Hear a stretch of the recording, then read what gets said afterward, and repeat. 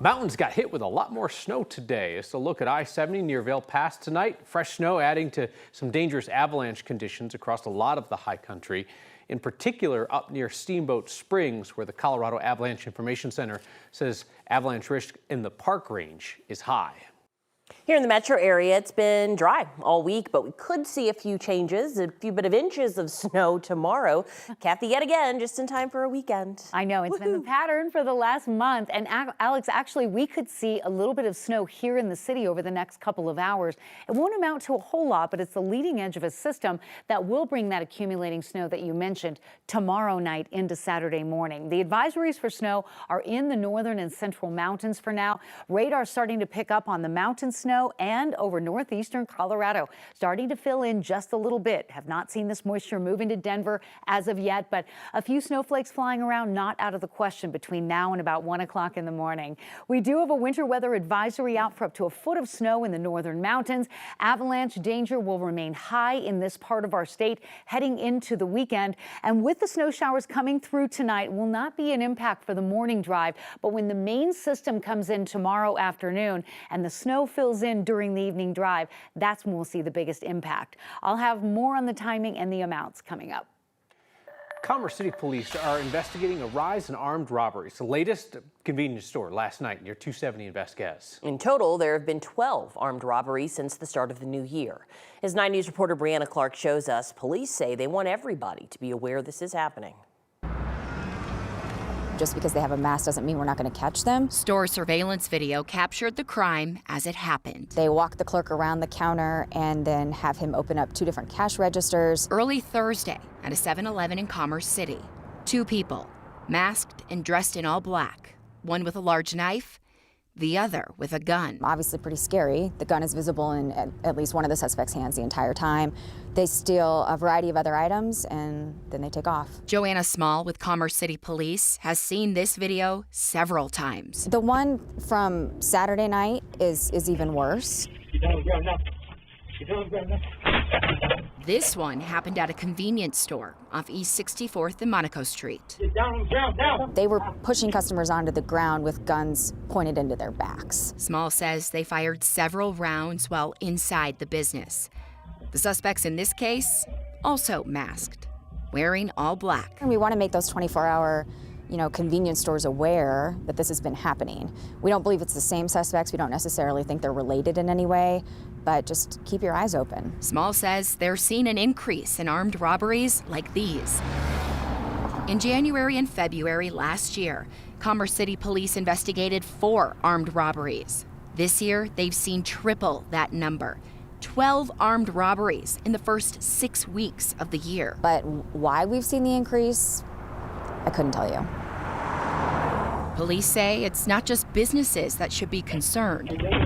People are being targeted too. Customers aren't safe from it either.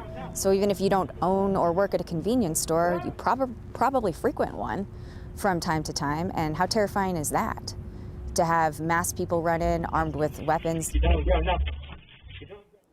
You may have heard the saying, no face, no case, meaning it's harder to charge someone if you can't see their face. The Commerce City Police Department tells me that will not be an issue. It might take them longer to track down the suspects, but they have the tools to figure it out. To hear authorities say 12 armed robberies and they don't think any of them are related, I mean, that's sobering thought right there. Ooh, it's a bit chilling, makes the hairs on your arms stick up, and even watching those videos gives you chills. It surely does. Good to be on alert on this one. All right, Brianna, thank you. Tonight, a candlelight gathering in Kansas City, a show of community support after the mass shooting that followed the Chiefs Super Bowl parade yesterday. 22 people were hurt in that shooting, at least a half of them children younger than 16. And 1 person was killed. Lisa Lopez Galvin, she was a radio DJ, mother of 2.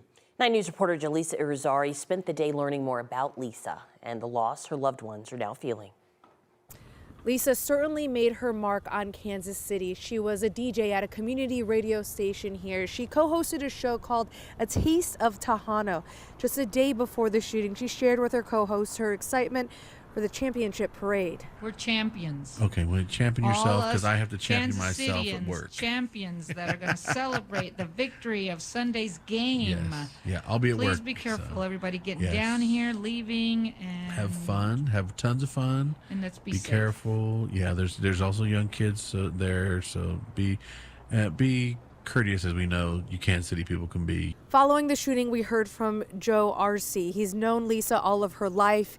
He says she was not just a DJ, but also an advocate. She often used her radio show to promote events within the Latino community here in Kansas City. He remembered a time she shared a fundraising event for his daughter during the pandemic.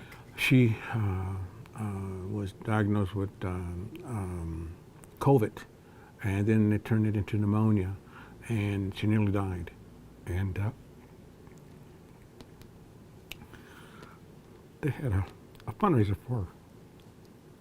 Lisa stepped up, Lopez, and said, I want to help. And thank God my daughter lived. The radio station Lisa worked for released a statement saying they are heartbroken over this senseless act that took a beautiful person away from their family as well as their community. Reporting in Kansas City, Jaleesa Rosari, 9 News. Tonight, we know 2 people are in custody in connection with the shooting. Police have not released their identities, but they did tell us they're under 18. As for a motive, officials say they believe the shooting was the result of a dispute between several people.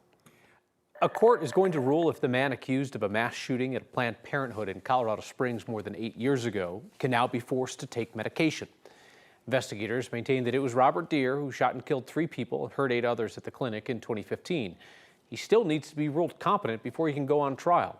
Prosecutors argue that will require him to take medication that he refuses to take voluntarily. In 2022, a judge sided with medical experts who backed forced medication. In an appeal, Deere's attorney argued that their own medical experts claimed that medication could cause other problems. There's no timeline for when the Court of Appeals will reach a decision.